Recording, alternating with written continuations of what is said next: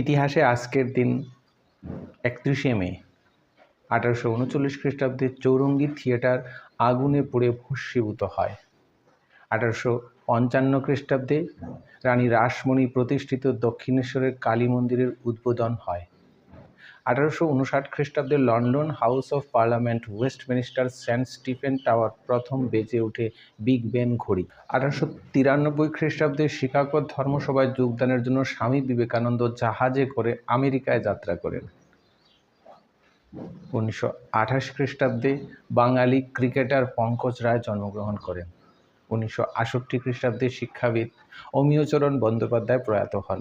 1978 খ্রিস্টাব্দে সন্ন্যাসী সাহিত্যিক নরেন্দ্রনাথ ধর প্রয়াত হন। 1987 খ্রিস্টাব্দে বিশ্ব স্বাস্থ্য সংস্থা এই দিনটিকে ধূমপান বিরোধী দিবস হিসাবে ঘোষণা করে। 2015 খ্রিস্টাব্দে মধ্যরাত্রে মোট 162টি ছিটমহলের মধ্যে ভারতের সঙ্গে 51টি এবং বাংলাদেশের সঙ্গে 111টি ছিটমহল অন্তর্ভুক্ত হয়। এই ছিল ইতিহাসে আজকের দিন 31শে মেয়ের কিছু গুরুত্বপূর্ণ ঘটনা।